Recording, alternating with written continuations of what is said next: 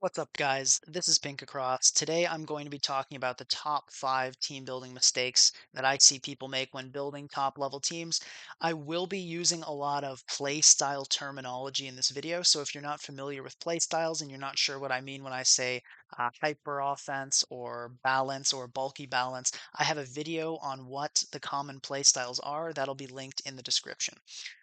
If you do understand play styles and you're looking to level up your team building, you have come to the right place. Something I should clarify before we get into this, though, is that a lot of these mistakes and the associated rules that they break do not apply to all play styles, especially on the spectrum of kind of HO and stall, the extremes will break a lot of conventional team building rules, but all the mistakes you'll see in this video will apply to anything from the bulky balance to offense, and a lot of them will apply to HO and stall as well. I'll let you know which ones don't. With that out of the way, let's get right into it. Mistake number one I see is defensive overlap.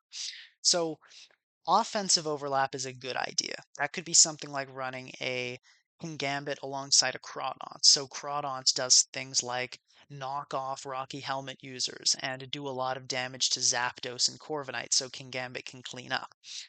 Now, defensive overlap, though, is almost always a bad idea. Especially in a metagame like Gen 9, you need to make the most out of every team slot. So if you have two bulkier Pokemon that are doing a lot of the same things, you're not making the most of every team slot. Even if the consequences of defensive overlap don't immediately pop out at you, they will at one point catch up to you. In this case, the opponent I'm facing is using a Slowking, Toxapex, and Amoonguss, all of which do a lot of the same things. Now, that does mean if he faces a rain team, he's going to have a great day, but he has really lost a lot of components of what makes a good team when running all these Pokemon with all this defensive overlap. In this case, you see my opponent has no speed control, which could be really problematic against a more offensive team. And he also has no real way of wall breaking or making progress. Number two, bias toward or against OU Pokemon. A lot of times, builders will not look past the OU tier. They will completely stay in OU and not consider any UU Pokemon or anything lower. And this is a major problem for your team building. Oftentimes, the best Pokemon to make your team work and make everything really come together in a way that is really cohesive is going to be something in a lower tier. It really limits your team building if you're only willing to look at OU. And oftentimes the best teams are the ones that do use something that's a little off the beaten path because those aren't as heavily prepared for as Pokemon and OU. Now, I have seen the other end of this spectrum where some players detest OU Pokemon and they think they're boring and they want to use something really, really unique. And that's great. It's great to be creative, but you also need to consider that if you want to build top level teams, you do need to use OU Pokemon. And that is not a bad thing that these Pokemon are really good, and it's not a bad thing that they're meta. Something like a Great Tusk is your friend. If you want to build creative teams, Great Tusk does so much in one slot that it allows you to run those lower tier Pokemon. So if you want a top level team and you want to use creative Pokemon, do not shun Great Tusk and Kingambit. Use Great Tusk and Kingambit because they do enough that you will be able to run those creative Pokemon you want. In this case, this battle you see playing here, my opponent really did not want to use any OU Pokemon. He's only got a Goldengo, and those low stats just really clearly hurt him in this game. Number three, no immediate power. So having no immediate power is a major problem I've seen, especially in the tournament scene, where a lot of players do not have anything on their team that can pack an immediate punch. Why is it important to have something? Well, if your team has its defensive cores that work perfectly, like a stall would, you don't technically need immediate power. But things go wrong in a game. Walls die. Things get status, hacks happens, and there will be situations where you need to deal a lot of damage fast. And if you don't have a way of doing that, your team is going to be a lot less resilient to unexpected situations. Now, one thing I should clarify is that setup Pokemon are not immediate power. King Gambit is not immediate power. Sneasler is not immediate power.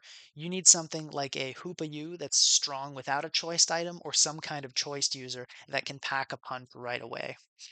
Now, this is the exceptions to this, as I said, are of course Stall, and there is also HO. Hyper offense teams don't necessarily need to have immediate power as long as they have certain ways of setting up and ways of taking down bulkier teams. All right, let's move on to number 4, missing resistances or immunities. So here I have the immunities you need, and there are only two, which are electric and ground. The reason you need an electric immunity is because of Volt Switch. That is a no contact special damage dealing pivot move. If you have no ground types or no Volt Absorb Pokemon on your team, Electric and Volt Switch is going to be the best move in the game against you, and you're not going to like facing any Pokemon with Volt Switch. It'll be a terrible experience. Ground, mainly because of the move Earthquake, but there are a lot of good ground types in the metagame right now. If you have no way of being immune to Earthquake or Headlong Rush from Great Tusk, even a Resistance is not going to do it. You need something that's immune. Now, over here, for resistances, you need a resistance to every type. You cannot have a team unless you're running HO. That is the one exception to this. HO can afford to drop some resistances and immunities, although I would say HO even should have at least one immunity to ground, even if it's only temporary, like an air balloon Pokemon. But you should have a resistance to every type. I only have 6 up here because these are some of the most common ones that people forget. Water, Fire, Fairy, Dragon, Ghost, and Dark. Dark mainly being here because of King Gambit, but it's also just a very good offensive type. Now, some of these are going to be harder than others to fit. Dragon is often a little bit awkward to resist. Ghost, especially, is known to be very difficult to resist. But it is honestly challenging to build a team that is weak to bug types. That is like if I've tried it and it is hard to do. So some of them will happen automatically, but just after you finish a team, check through it and make sure you're not weak to any type. Because if you are lacking a resistance or immunity to any type, that is a major problem, and facing a Pokemon of that type will show that to you very quickly. And you can see in this game, my opponent had no grass resist, which led to a really, really easy win for me. Even having a Terra Stall option to get out of it, as you see my opponent did, is not really the same as a resistance. In this case, their Terra Steel Hatterene technically could have resisted my Rillaboom's hits, but they were forced to Terra, and then that led to it being taken out quite easily by the rest of my team. Let's move on to number 5, trying to have solid answers for everything. This is a major mistake a lot of people make, especially when building balanced teams.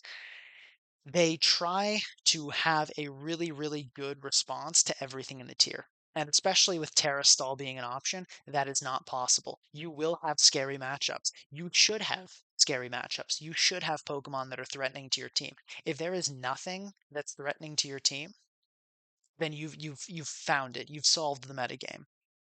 Everybody should just use your team, and that probably is not going to happen. So you need to accept that there will be some things that are scary and focus on having ways around everything. And that might involve some playing. That might involve having a lot of what I call like maybe semi checks to Pokemon.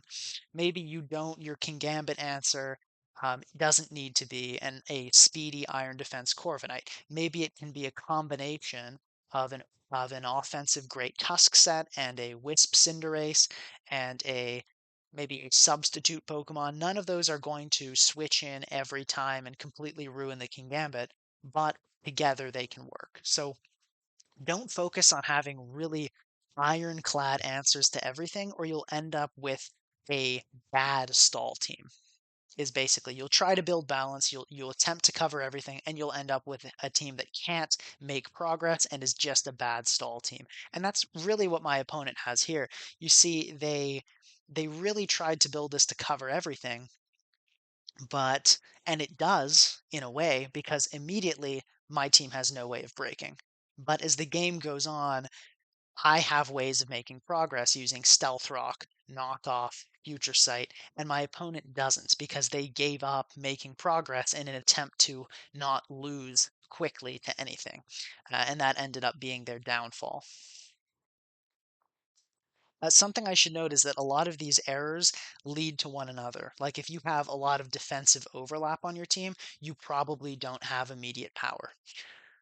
So be aware that your team building could have many of these problems, and that's not necessarily uncommon, or it doesn't mean you're a bad team builder. It doesn't mean anything about your intelligence. These are mistakes that I made when building. These are mistakes everyone makes, and these are even mistakes that I see at an absolute top level. As I've said, many major big names in tournaments have lost games because they brought teams without any immediate power or any good way of making progress. But awareness of this can really improve your team building. If you guys enjoyed this video, there can be a part two. There are a lot more building mistakes out there that I didn't go over in this video. Please, if you enjoyed, like and subscribe, leave a comment, and I am still offering tutoring. So if you're interested in some one-on-one tutoring, the link to that is in the description. Have a great day.